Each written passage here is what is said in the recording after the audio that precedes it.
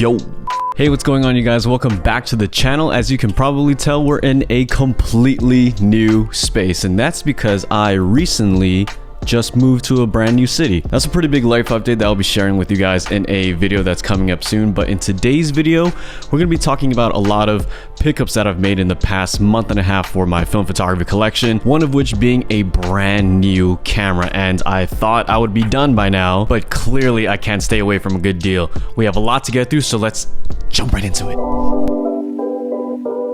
All right, to start off this film photography camera haul, we're going to be talking about the Clever Supply short strap. This is by far my top favorite camera strap of all time. The strap is 26 inches long, which is shorter than anything that is on the market right now, and it has the perfect balance of fashion and function. Say for example, you're rocking two cameras. If you have a short strap, it'll allow you to carry both of those things around your neck comfortably without you ever having to worry that those cameras will clack together and make you cringe at the fact that these expensive equipment pieces are just hitting each other while you're using them. So that's the function side of things, but what about the fashion? I don't know what it is about this strap length, but it makes your camera go from utility to more of a lifestyle piece. I do want to warn you though that this length works perfectly for my body proportions, and clearly not all of us have the same proportions, but while the camera is hanging, it stops right at my pec line and it doesn't swing around, so that works for me.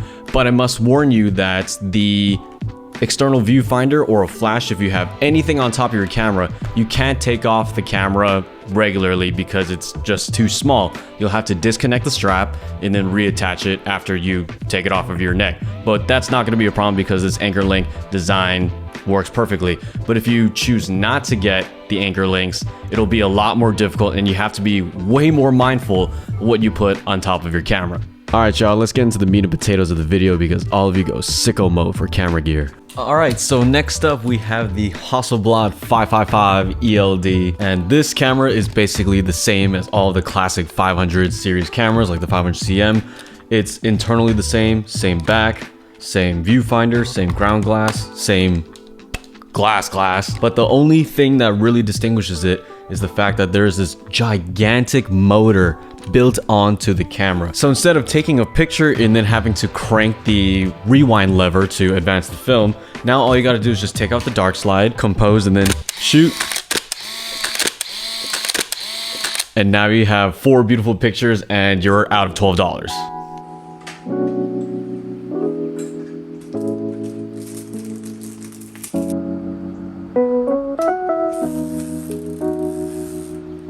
Good to go.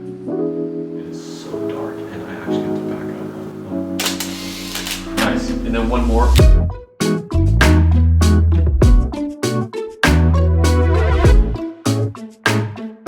So why would I opt in to get this heftier camera instead of the more pocketable, lightweight 500cms? It's mainly because these are cheaper because of the fact that this motor is built onto it. It adds a ton more weight. Like, this is significantly, almost feels double the weight of the 500cms. And because of that, and because it's less portable, people don't really want them, so they're throwing it out on eBay for a lot cheaper. I will go more in depth about this camera in another video because there are a couple features that are very different from the classic 500cms, and I'm just happy to have one of these cameras again. I love my original 500cm. I had to get rid of it because the experience was a little bit too similar to my Mamiya RZ67, but now this one kind of allows me to take portions of my subjects without actually taking my eye off of the viewfinder. Beautiful shutter sound. All right, so this next segment is going to be about a couple photo books that I picked up online. Now, I'm not going to sit here and tell you that I read and look at 1,000,000 photo books per day to keep my inspiration going, but these 2 photo books I will probably be looking at for a long time because of the path that my career is taking more into the documentary sphere. I'll go more into detail about that in the next video, but the first book that we're going to be reviewing right now is called Goza, I think, because it's Japanese. I doubt it's Goes. So this cute little photo book is by Shoko Hashimoto, and it follows these 3 women who might be farmers. I'm not really sure.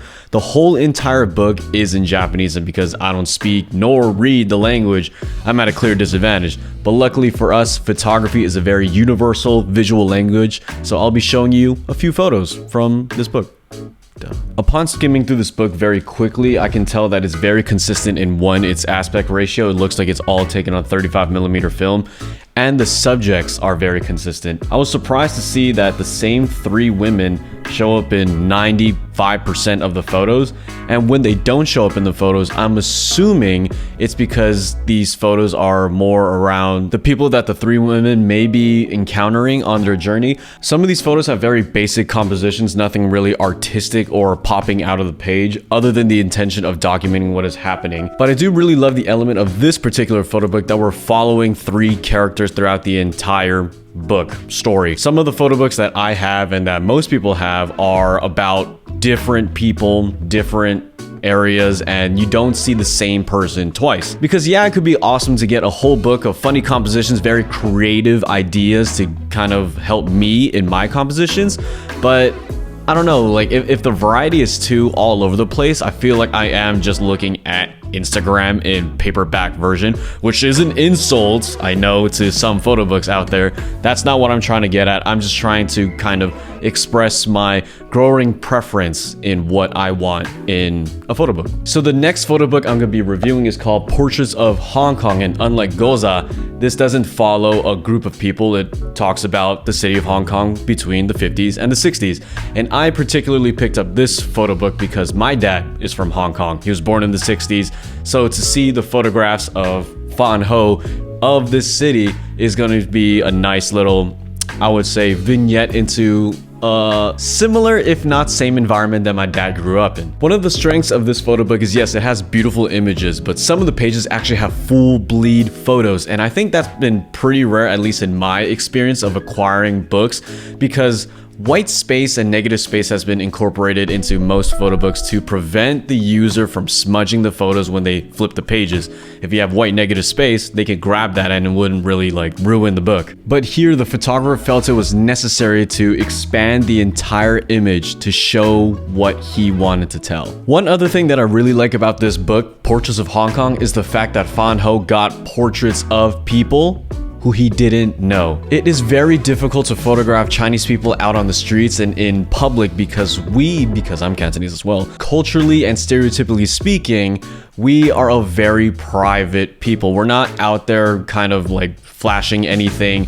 We are keeping to ourselves, and we're also very hyper aware of people around us. So for these people that Fan Ho photographed, I have no idea how they didn't really know that he was photographing them. Like, sure, you can make the argument that cameras and photographers weren't really a popular thing yet, that people would be aware of such an activity happening, but still, like, even speaking from experience, I had a part of my youth, my childhood in Chinatown, and when I'm taking the bus, I'm always looking over my shoulder. Everybody's looking over the shoulder. They're always like having their head on a swivel, and when I'm out there doing street photography now as a 20-something-year-old, people are always looking at me. Like 2 blocks down, someone can already tell that I have something in my hand. It's probably a camera, and they're thinking that, oh shoot, I should walk around this guy or just at least pay attention to them. So a lot of these images in this book that captures honest expression from these people and the proximity in which Fan Ho is in is mightily impressive. All right, that's all I have for you guys in today's video. Thank you so much for watching all of my film photography pickups. There are gonna be more of these videos on the way because I'm always picking something up, clearly. And there will be a very important life update video that is coming super duper soon, so look out for that. Make sure you subscribe for that, like this video, comment what you thought about these pickups, and whether I should stop buying cameras or not. Stay safe out there, make some photos, and I will see you in the next one. Peace!